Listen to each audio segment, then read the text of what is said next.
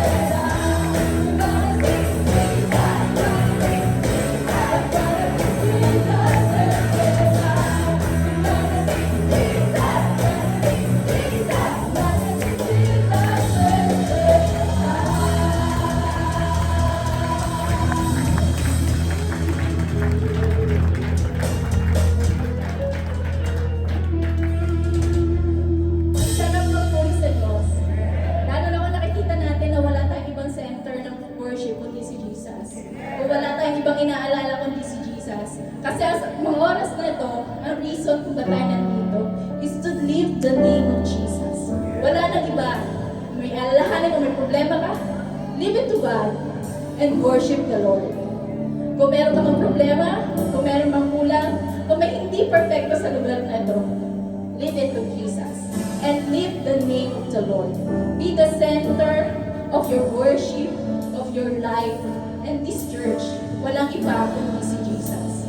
Let's continue to worship Him and focus our worship, focus our eyes, our heart, not into anyone, but only to Jesus.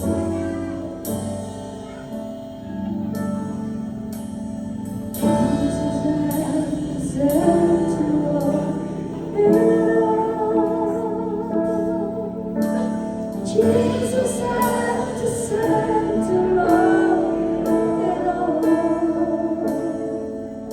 From the beginning to the end, it will always be, it will always be you, Jesus.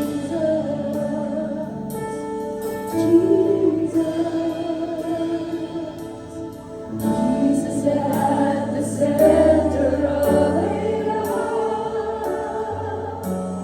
Yes, Jesus at the center of it all. From beginning to the end, it will always be, it's always been you, Jesus. Jesus, nothing else matters. Nothing in this world will do.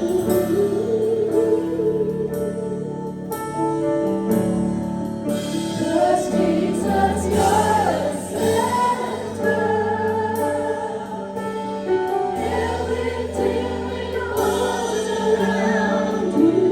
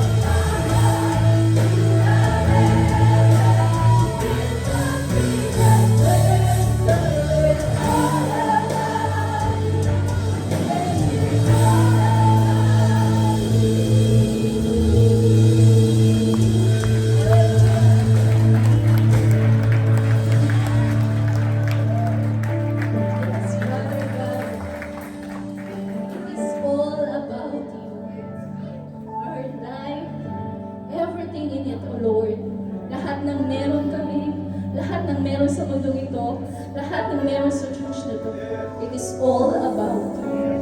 Ikaw ang aming winu-worship. Ikaw yung aming itinataas. Ikaw lang, Panginoon, ang aming pinasasalamatan.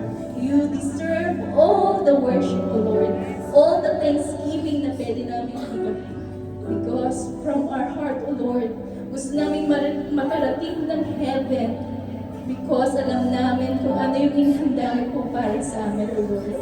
Nawa yung worship namin, O Lord, ay nakarating sa iyo. Nawa yung worship at yung mga tinig namin, Panginoon, ay nakapagbigay ng glory sa iyo. Wala kami ibang hangad to see you lifted up. Your name is Jesus is glorified because you are holy. You are God that no one is like you, God. Thank you, Jesus. Thank you, Father. We continue to worship your name. We continue to lift your name high. And Lord, mangusap kayo sa amin. Let your holy presence fill this place. Fill our heart, O God. Your spirit to move in us, O God. Thank you, Jesus. We praise you. We glorify your name. All the worship and praises, it's all about you. In Jesus' name we pray. Amen. Amen. Muli po isang magandang umaga sa ating mga kapatid at muli tayo ay dadako sa banal na hapunan kung paano alalahanin natin ang kabutihan ng ating Panginoong Diyos. Na kung paano minsan pa ay binigay niya ang kanyang muktong na anak upang ang bawat isa sa atin ay magkaroon ng kaligtasan. At kung titingnan po natin ang nasa picture kung paano siya ipinahirapan, paano siya binugbog, paano siya linatigo at ibinako sa krus. Na dapat ay tayo, ikaw at ako, subalit ang lahat ng ito dahil sa kanyang pag-ibig. Siya po ang ibinako sa krus. Kahit ang sabi niya rin po dito sa banal na kasulatan sa unang Corinthos chapter 12 chapter 11 verse 27, ganito ang pagkakasabi. Kaya't ang sino mang kumakain ng tinapay o uminom ng saro ng Panginoon na di nararapat ay magkakasala sa katawan at dugo ng Panginoon. Ang bawat isa sa ating mga kapatid, pinapalalahanan po tayo ng ating Panginoon na kung ang sino mang kumakain at uminom sa saro ng Panginoon ay hindi karapat-dapat ay magkakasala. Subalit napakaganda ng palala sa atin ng ating Panginoon. Sabi niya rito sa verse 20, datapat siya sa atin ang tao ang kanyang sarili at saka kumain ng tinapay at ito. So sa oras na ito, alam po natin na ang bawat sa atin, araw-araw, oras-oras, tayo po ay nakakagawa ng kasalanan. Ang banal na po ng night na ating Panginoon Diyos maging karapat-dapat ang ating puso at isipan. Sabi niya rito, ang kumakain at sapagkat ang kumakain at uminom ay kumakain at uminom ng hatol sa kanyang sarili kung hindi niya kinikilala ang kanyang katawan. So sa oras na ito, muli tayo ay lumapit sa ating Panginoon Diyos sa pamamagitan ng panalangin. Isuko po natin ang ating sarili. Lahat ng ating mga kasalanan, sabihin po natin sa oras. Hiniling ko po ang lahat na tayo ay umupo at manalangin. Ama namin Diyos, Diyos na lubha makapangyarihan sa lahat. Kami po ay nagpapasalamat sa umaga ito sa pagkatunay nga na napakabuti mo, Ama. Ama, kanina habang kami ay umaawit, naramdam namin, damang-dama namin, Ama, na ikaw ang aming kasama, ikaw ang aming inawitan, Diyos na buhay, Diyos na makapangyarihan, na kung paano habang kami umaawit, ay tila baga parang mayroong mga naalis na mga problema sa aming puso at isipan. May mga mabigat na dinadala na sa pamamagitan ng mga awit, Ama, ay parang ito ay umalis. Napakabuti, Mama, sapagkat sa pamamagitan ng mga awit ng mga makalangit, kayo po ay nagagalak. At ang bawat isa sa amin, sa pamamagitan ng iyong pagmamahal, ay binigyan niyo na po ng mga pagpapala ng solusyon sa aming buhay. Kaya amin po pinapasalamatan ang kabutihan mo, Ama, sapagkat ikaw ang Panginoon Diyos na tapat at hindi nagkukulang sa bawat isa sa amin. Napakabuti niyo, Ama, sapagkat sa oras na ito, bagamat kami may mga gawain, bagamat may mga trabaho o abala, subalit kami ay iyong dinala rito. Ang aming mga puso, binuksan niyo po, Ama, na higit sa lahat ang magpuri at magsamba kaysa anong mga pagpapala sa sanlibutan. Sapagkat ikaw ang Panginoon Diyos na nagbibigay sa amin ng buhay. Ama, sa oras na ito, narito po kami sa iyong banal na harapan.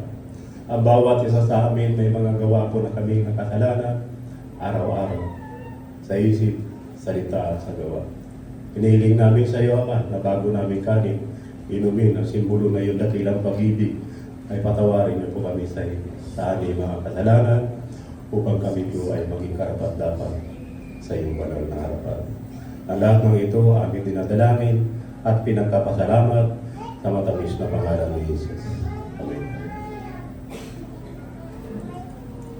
Sapagkat tinanggap ko sa Panginoon ang ibinigay ko naman sa inyo, na ang Panginoong Isus ng gabing siya ay ipinagkaloob ay dumambot ng tinapay at nang siya ay magpagpasalamat ay kanyang pinagputol-putol. At sinabi, ito ang aking katawan na pinagputol-putol dahil sa inyo. Gawin niyo ito sa pag-alala sa akin. Sabay-sabay mo natin kanin tinapay.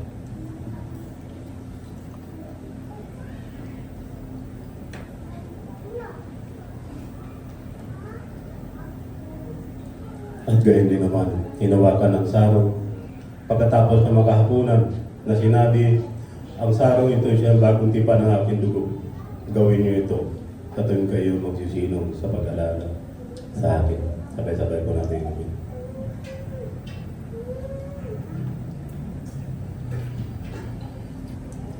Sapagkat sa tuwing kanin ninyo ang tinapay nito at inumin niyo ang sarong, ay hayaan niyo ang pagkamatay ng Panginoon hanggang sa dumating siya. Muli po sa mataganang pagpapala sa pagkabasa sa banal na salita ng ating Panginoon. Isa pong magandang umaga po sa ating lahat. Napaka-buti po ng Diyos, di ba? At sabi nga ni Pastor Rene, damang-dama po niya yung presensya ng Diyos sa ating pong kalagitnaan. Amen? Sa umaga pong ito ay dadako po tayo sa ikalawang bahagi, yung pagbibigay. Are you excited? Amen. So ang aking pong talatang ibabahagi ko sa inyo ay nasa 1 Corinthians chapter 15, verse 58.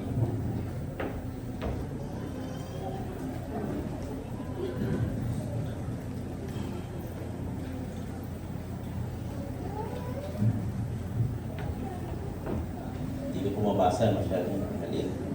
Dito na lang po. Sabi po dito, therefore, my dear brothers and sisters, stand firm, let nothing move you. Always give yourself fully to the work of the Lord, because you know that your labor in the Lord is not in vain.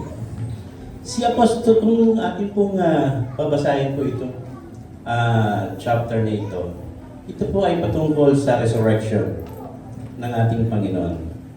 At dito, i-discuss po ni Pablo yung muling pagkabuhay ng ating Panginoon. At tayo po ay mapalad sapagkat nung siya po ay mamatay, siya po ay muling nabuhay. At salamat dahil ang ating pong Diyos na pinaglilingkuran ay buhay.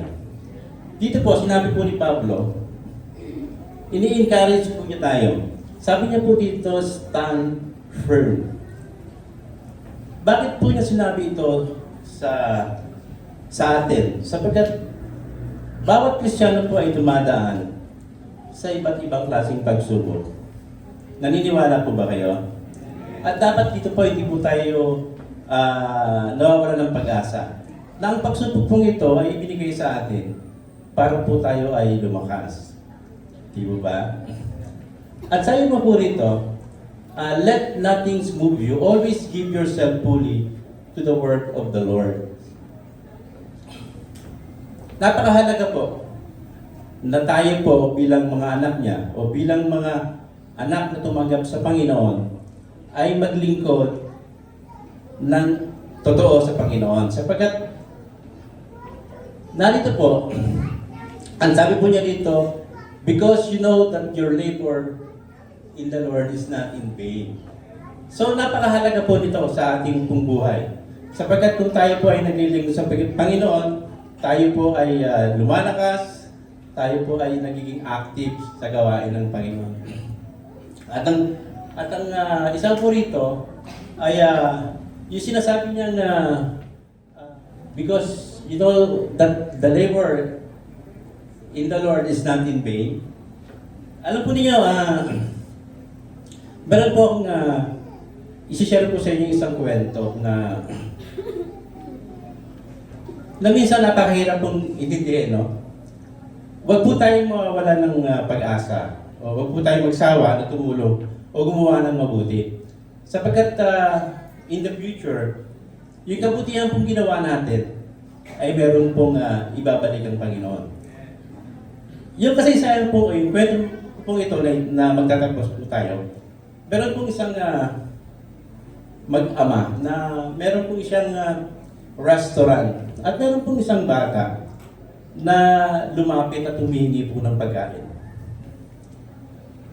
Yung batang babae, yung anak ng may-ari ng restaurant, pinaalis niya po yung bata, pero nung nakita ng ama, sabi ng ama, huwag mo siyang paalisin. Sabi niya, marami tayong pagkain sa kitchen, kasi restaurant nga po sila, di ba?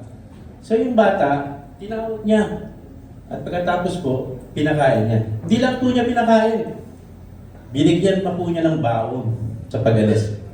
So dumating po yung panahon na itong restaurant, nung matanda, nawala na po. Nalugi, nagkasakit po yung matanda, at na-hospital. Sa madaling sabi, dahil po wala na silang negosyo, naghirap po sila. At halos wala po sila pambayad sa bill ng hospital.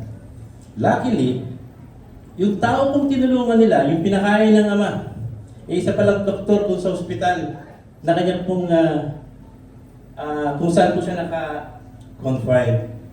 At nalaman niya na yung pasyente niya, yun yung taong tumulong po sa kanya. Nung siya po ay maliit na bata pa. Siya po ay dali-daling nagpunta doon sa room ng matanda. At kung sabi ng anak na babae, halos wala po kaming pamabayad ng ospital. Sabi ng doktor, wala na po kayong babayaran. Free na po kayo. Nagtaka ngayon yung matanda, bakit po siya wala nang babayaran? Sabi niya, matagal na pong panahon, ako po yung pinakain ninyo sa inyong restaurant. So hindi man po natin na-expect, no? Yung kabutihan pong ginawa natin, ay meron pong kapalit yan. Huwag po kayong magmadali sa kapalit, no? Sabi nga, whatever we sow, we will reap in the future. So, kung tayo man po ay nagbibigay sa Panginoon, alalahanin po natin, may gantimpala po tayo sa Panginoon. So, kaya nga po, I encourage you na bigay po natin sa Panginoon na para sa Panginoon. Okay? Tayo po ay manalangin. Mapagpalang Ama, marami pong salamat sapagkat patuloy mo kaming pinagpapala. Minsan, Panginoon, may mga problema na dumating po sa aming pong buhay. Minsan, may mga kahirapan kaming nadadanasan, Panginoon. Pero salamat, Panginoon, sapagkat ikaw ang Diyos na di nagbabago kailanman. Salamat po, Panginoon, sapagkat patuloy mo kaming iningatan, ginagabayan. Patuloy mo po kaming pinagpapala. At sana, Panginoon, sa mga oras pong ito, ang mga offerings, mga tithes na malilikong Panginoon ay magamit po sa iyong kaharian. Lord, patuloy mong pagpalain ng bawat isa. Yung meron pong mga trabaho, may mga negosyo. Ikaw po patuloy po, Panginoon, na magpala sa kanila. Salamat po ng maraming Panginoon sa iyong kabutihan sa bawat sa amin. Ito po yung aming hiling at dalangin sa tanging pangalan ng Jesus. Amen. Isang mapagpalang umaga po sa inyong mga kapatid. Ako po ay nagpapasalamat. Ako muna pula si Brother Edwin. Nagpupuri po ako at nagpapasalamat sa Diyos dahil nagkaroon po muli ng ako ng pagkakataon na tumayo dito para maghatid ng mensahe ng Diyos sa inyong mga kapatid kong minamahal. At tayo po ay nasa week 4 na po ng ating series, ng ating pinag-aaralan na Unstoppable Spirit. At ngayon naman po, bilang ika-4 din sa episode ng ating matutunghay ngayon at ating pag-aaralan ay may pamagat pong Spirit-led decision.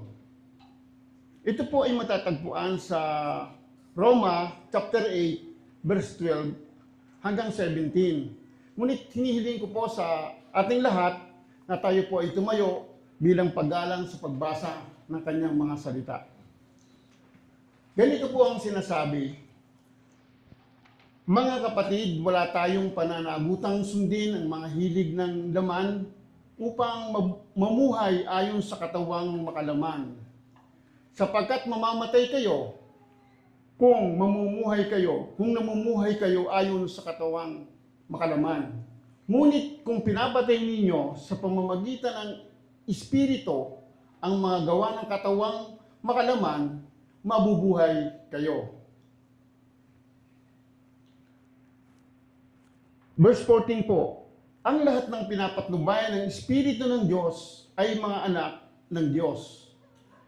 Sapagkat hindi Espiritu ng pagkaalipin ang inyong tinanggap upang kayo'y mamuhay sa takot.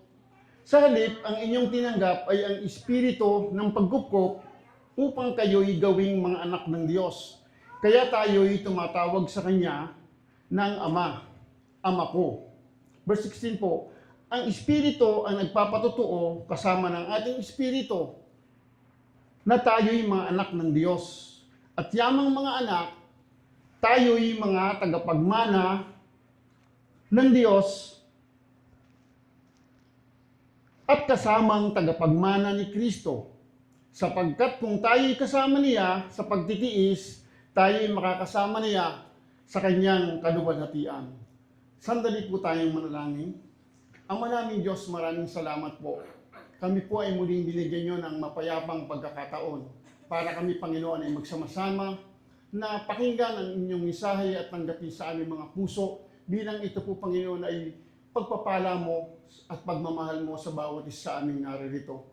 At ito po, Panginoon, ang katunayan na kami, Panginoon, ay pinatnubayan ng inyong banal na Espiritu at makikilala po, Panginoon, kami bilang kami inyong mga anak dahil kami naririto para, Panginoon, katagpuin kayo sa isang pagsamba at isang pag-aaral ng inyong mga salita upang ito, Panginoon, ay maging gabay namin sa aming pamumuhay sa mundong ito.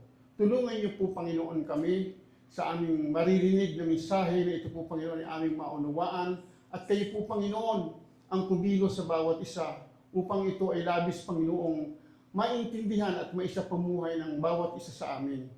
Panginoon, gabayan niyo po, Panginoon, kami at gamitin niyo, Panginoon, ako bilang, Panginoon, isang tinig na nagsasabi at nagpaparinig ng inyong mensahe sa bawat isa sa amin.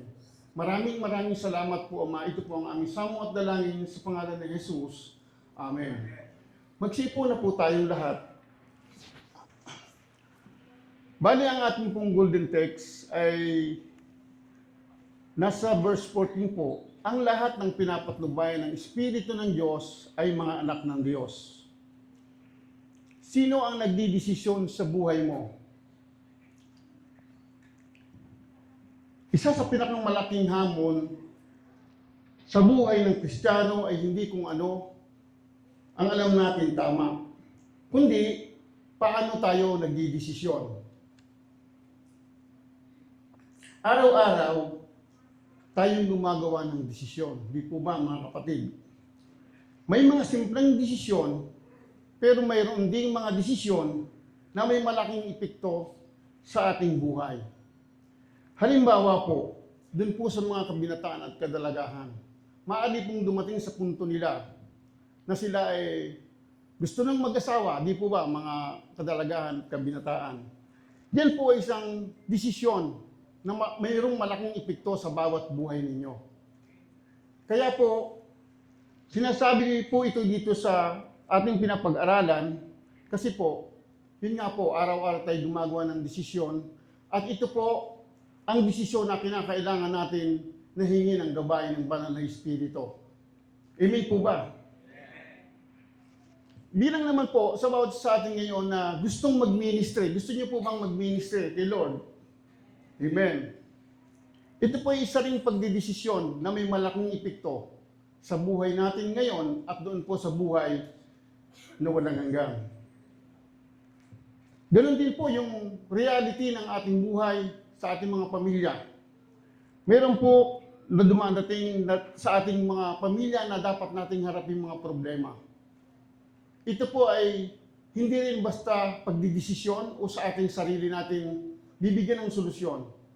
Ito po yung mga desisyon na may malaki ring epekto sa bawat buhay ng ating pamilya. At ano po ang gagawin ko kapag may tukso? Ito po ay isang pagdidesisyon din ng bawat sa atin na dahil po tayo, alam ko, humaharap tayo palagi sa tukso. Humaharap po ba lagi kayo sa tukso? Amen po, hindi lang po pala ako. Ito po yung mga desisyon na sinasabi ito na may malaking epekto sa buhay natin. At ang tukso po ay hindi natin dapat talikuran. Harapin po natin at tingin po natin ang gabay ng Banal Espiritu na siya po yung ating labanan at ating puntalunin. Amen po. At kadalasan dito tayo nahihirapan, di po ba? Sa mga pagdidesisyong ito at pagharap sa mga itong uri ng problema, pagsubok at desisyon.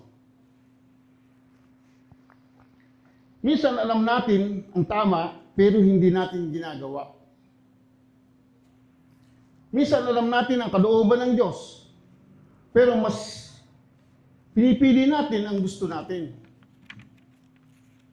Minsan naman, hindi natin alam kung alin ang tamang desisyon. Kaya tayo nalilito o kaya nalilito tayo. Kaya napakahalaga po ng Roma chapter 8. Sa chapter 8 na ito, ipinaliwanag ni Pablo kung ano ang kaiba ng buhay na kontrolado ng laman at ang buhay na ginagabayan ng Espiritu Santo. Ang buhay na ginagabayan ng ng laman ay laging nakasentro sa sarili. Ang buhay na ayon sa Espiritu ay nakasentro kay Kristo. Amen po ba? At ang isa sa pinakamalinaw na ebidensya na tayo ay tunay ng mga anak ng Diyos ay ito. Tayo ay natututong magpasakop sa pamumuno ng banal na Espiritu. Amen po. Hindi ibig sabihin na perpekto na tayo. Pero ibig sabihin, ang direksyon ng ating buhay ay hindi na pinamumunuan ng laman, kundi ng Espiritu ng Diyos. Amen po. Kaya ang tanong natin ngayon ay paano tayo makakagawa ng mga desisyong pinangungunahan ng Espiritu Santo. Unang bagay po na dapat nating tandaan, ang mga desisyong pinangungunahan ng Espiritu ay nagsisimula sa pagpapasakop sa Diyos. Sa Romans 8 po, sinasabi dito sa Romans 8:12, verse 12 hanggang 13, mga kapatid, wala tayong pananagutang sundin ang hilig ng laman upang mamuhay ayon sa katawang makalaman. Sapagkat mamamatay kayo kung mamumuhay kayo ayon sa katawang makalaman.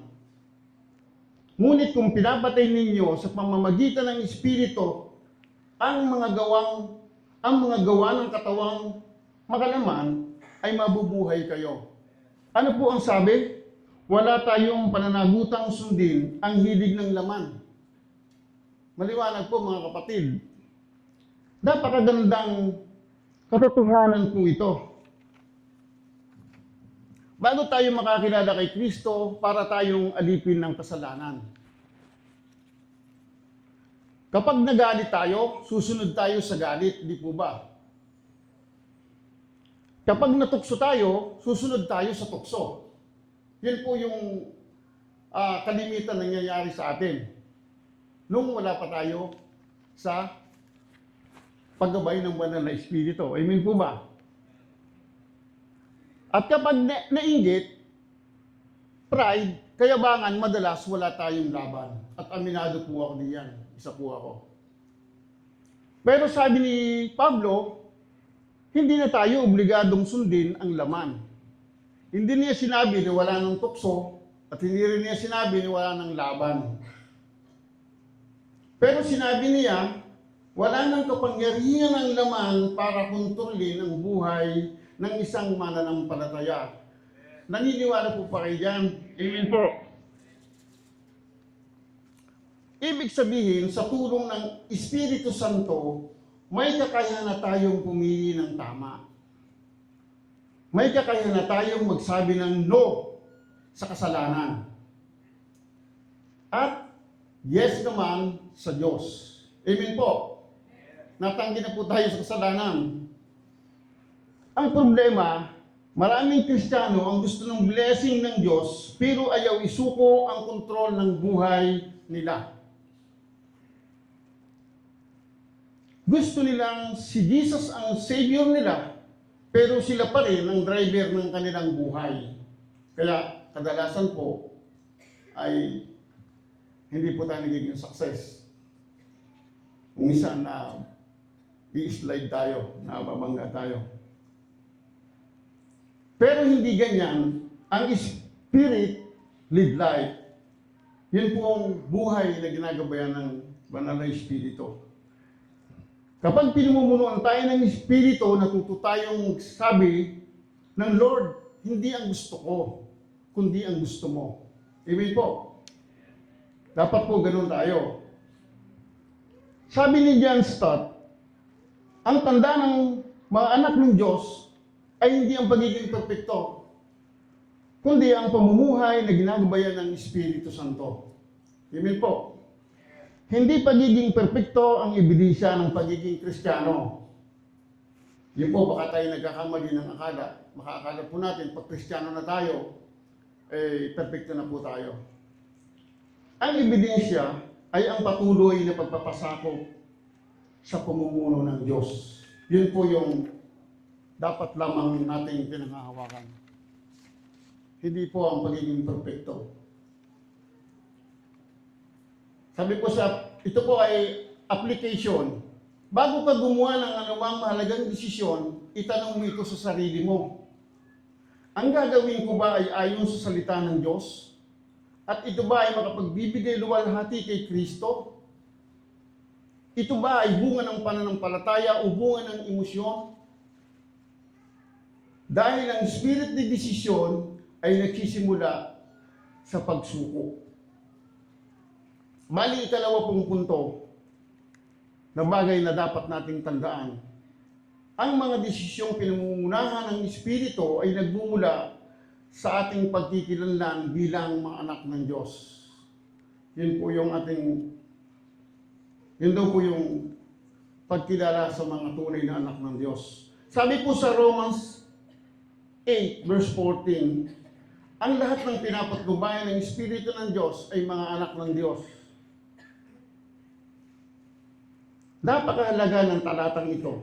Ang sabi niya, dahil anak ka ng Diyos, pinangungunahan ka ng Espiritu. Totoo po ba, mga kapatid? Amen. Dahil yun po yung tinatawag na pagkikilanlan po sa atin, identity sa English. Ibig sabihin po, ang ating pagsunod ay bunga ng ating relasyon sa Diyos. Amen po. Hindi tayo sumusunod para mahalin tayo ng Diyos. Sumusunod po tayo dahil mahal na tayo ng Diyos. Simula't simula po. Maraming Kristiyano ang namumuhay pa rin na parang udila. Ano po ba yung parang udila? Ang pagkaalam ko po, yun ay walang kasama, walang kakampi. Nag-iisa po yun. Lagi daw po yung takot. Yung pong parang udila. At laging naghahanap ng approval ng tao. Laging insecure. At laging naghahabol ng acceptance. Hindi po ba tayo yun? Salamat po at Tayo po ay hindi ganon. Pero kapag alam mong anak ka ng Diyos, iba ang pagdidesisyon. Hindi mo kailangang patunayan ang sarili mo. At hindi mo kailangang makipagkumpetensya sa iba. Hindi mo kailangang habulin ang papuri ng tao. Sapat na ang pagmamahal ng Ama. Hindi po ba? Amen. Naalala niyo po ba yung alibughang anak? Siguro naman po ay alam na alam niyo na ang istorya niyan. Ang alibughang anak ay umalis sa bahay ng ama dahil akala niya mas maganda ang buhay sa malayo.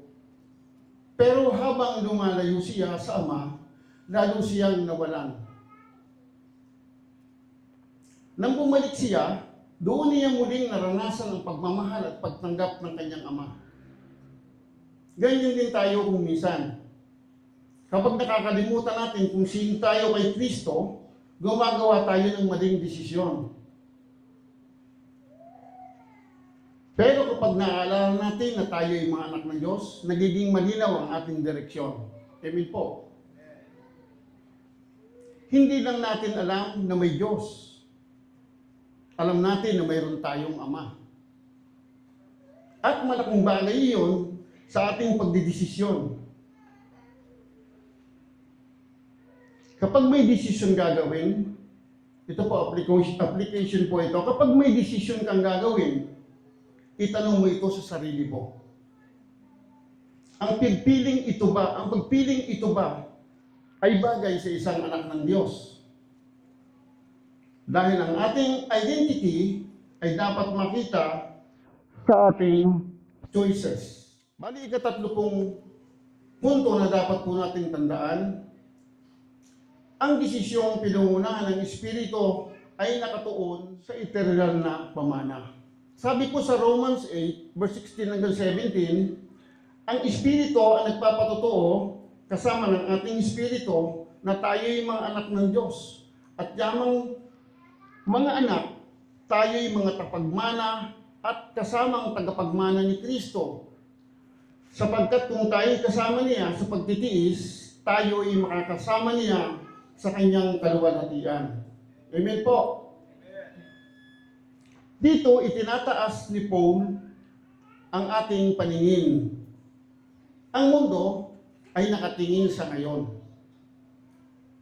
Ang Espiritu ay nagtuturo sa atin na tumingin sa walang hanggan. Amen po.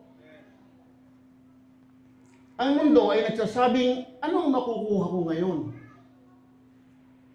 Pero ang Espiritu ay nagtatanong, ano ang may halaga sa eternity? Ito ang dahilan kung bakit minsan hindi na iintindihan ng mundo ang mga Kristiyano. Bakit ka nagpapatawad? Yun po ang mga ilang sabi ng mga makasanlibutan. Bakit ka nagbibigay? Bakit ka nagsasakripisyo? Bakit ka naglilingkod kahit walang bayad? Ito ang dahilan kung bakit minsan hindi naiintindihan ng mundo ang mga Kristiyano. Dahil alam natin na may higit na gantimpala kaysa sa nakikita ng mundong ito. Alam daw po natin na may higit na gantimpala hindi na nakikita ng mundong ito. Kung naalaala nyo si Moses ay may pagkakataong manatili sa palasyo ng Egypt. May kapangyarihan po siya. May kayamanan at may karangalan. Pero pinili niyang sundin ang Diyos. Bakit po? Sabi po ng Hebrews 11, tumingin siya sa gantimpalang darating. Nakatingin siya sa mas mataas na bagay kaysa sa pansamantalang kasiyahan. Iyan ang ginagawa ng Spirit-led believer.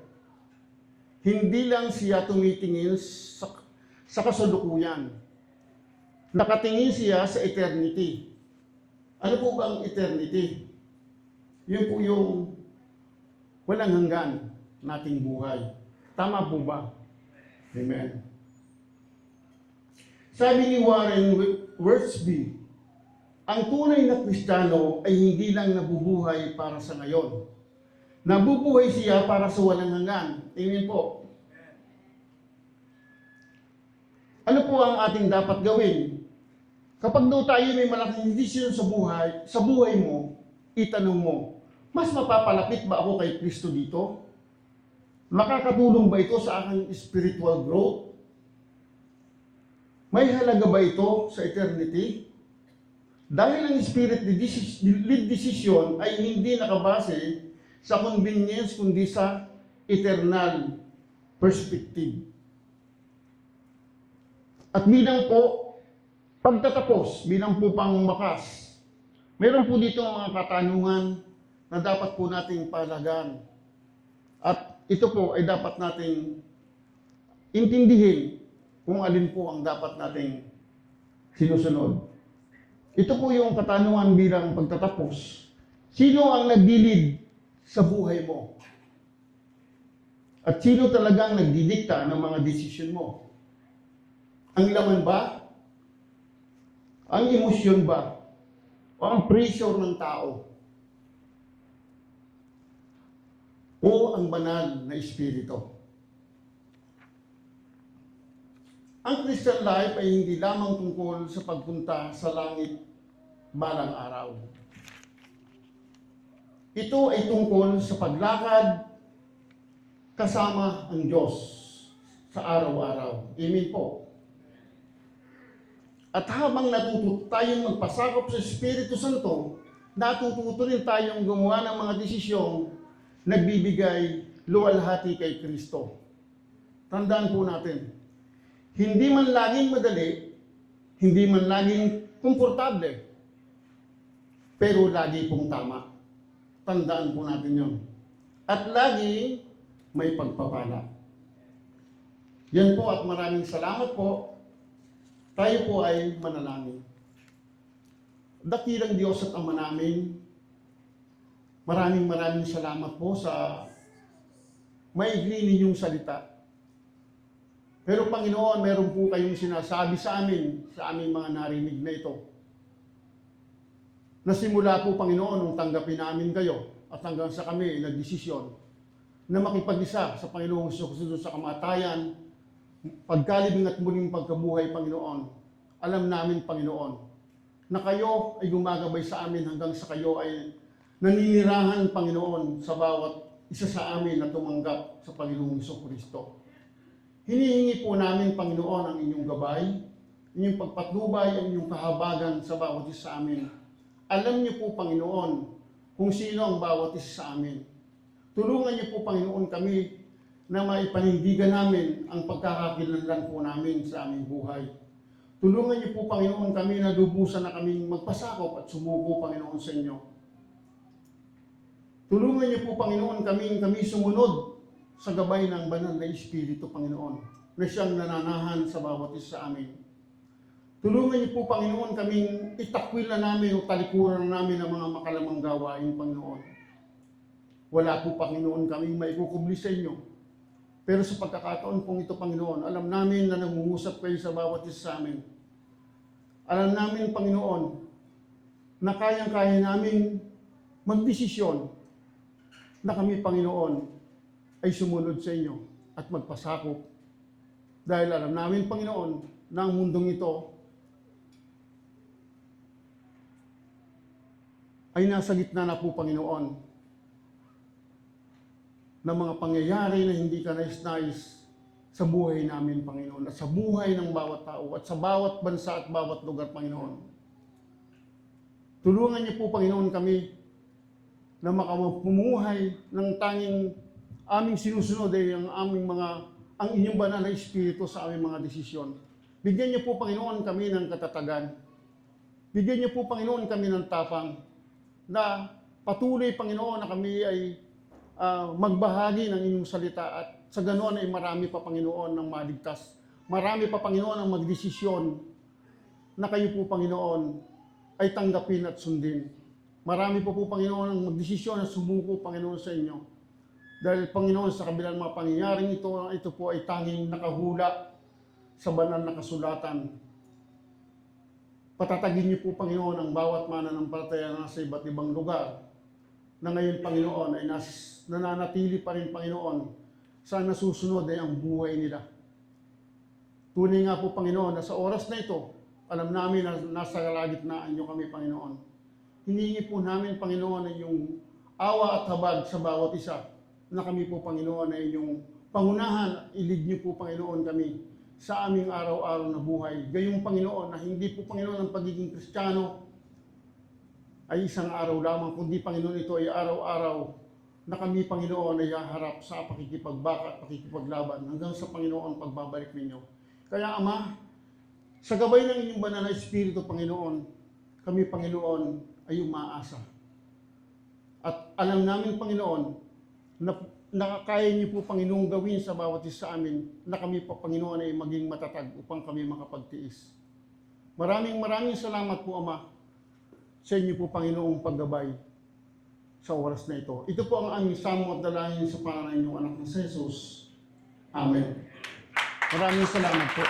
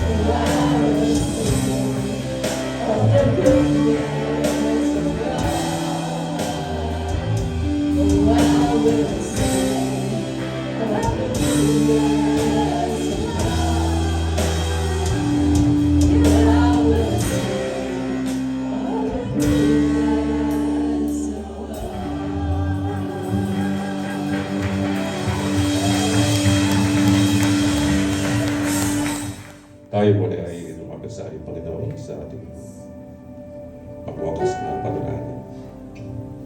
O Dakilang Diyos na makapangyarihan sa lahat, muli Panginoon ay aming iniaalay ang aming papuri at pagsasalamat po sa inyo sapagkat ikaw lang ang tanging Diyos, nag-iisang Diyos na buhay na dapat sambahin at pasalamatan sa lahat ng oras, Panginoon.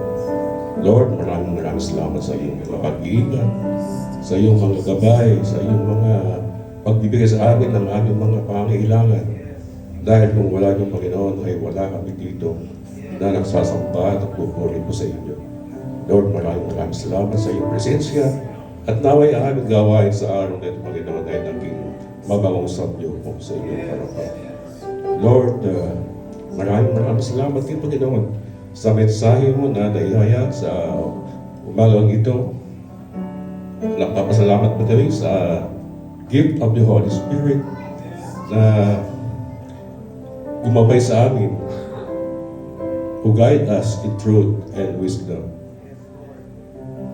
At inilang namin, Panginoon, na ang iyong banal na Espiritu ang siyang manguna sa amin, Panginoon, upang magkaroon kami ng kaliwanagan, ng kapayapaan, at divine alignment according to your will, Panginoon. Maraming salamat din po. At isinusurrender namin, Panginoon, ng aming mga kalooban. We surrender our will to you. At magpasakop po kami sa inyong Panginoon. Aking iniilig din, Panginoon, na yung patuloy pagpalain ng bawat isa na narito, Panginoon. Bigay mo sa kanila ang kanilang mga hiling, kung ano man ang kanilang mga plano, desisyon sa buhay, ay pagkaloob mo po sa kanila at bigyan ng katagumpayan ang kanilang mga kahilingan. Kung ano man ang mga suliranin sa kanilang buhay, ano man ang mga kabalisahan, ay bigay mo sa kanila ng kasagutan, Panginoon, gaya ng inyong paalala sa amin na kapag kami ay binabalisa, ay hinihiling po namin ang inyong blessing na may pasasalamat at may panalangin, Panginoon, at ipagkaloob po ang kapayapaan sa bawat isa. Kalakit din, Panginoon, ng aming panalangin ay para sa aming kapatid na Sister Beth na siya galing sa ibang bansa at nakapiling namin siya ngayon sa araw na ito upang ikaw ay sampahin niya at pasalamatan, Panginoon. Maraming salamat, Panginoon, sa patuloy na pag-iingat mo sa kanya, sa patuloy na pagbibigay mo sa kanya ng kalakasan. At kami nalulugod at kasama namin sa araw na ito, Panginoon. At iniling namin na naway patuloy na kanyang ma-enjoy ang kanyang stay dito sa Pilipinas, kasama ng kanyang mga pamilya, kanyang mga kapatid, kaibigan at kapatid sa pananampalataya. At patuloy mo siyang gabayan, Panginoon, kung ano ang mga plano niya sa susunod na mga araw. At hanggang sa kanyang muli pagbabalik ay patuloy mo siyang ingatan, Panginoon. At sa muli namin pakiwalay, Panginoon, ay patuloy mong kami pangunahan sa aming mga desisyon sa buhay. Guard our hearts, ingatan mo ang aming mga puso at layo mo kami, Panginoon, sa ating mga tukso at mga masasamang, Panginoon. Naway gabayan mo kami ng iyong Banal Espiritu kung malabanan namin ng mga ito, Panginoon. At gawin din mo kami na pagpapala, daluyan mo yung mayamang pagpapala, Panginoon. Upang kami naman po ay mabigyan mo ng maraming blessings at ito ay aming ibigay sa aming kapwa. Maraming salamat po at ito ang aming sabot na lagi sa pangalan ng aming Panginoon Jesus.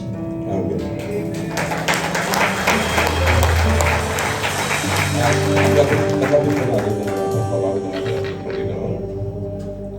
May the grace of our Lord Jesus Christ, and the love of God the Father, and the fellowship of the Holy Spirit be with you all, now and forever. Amen.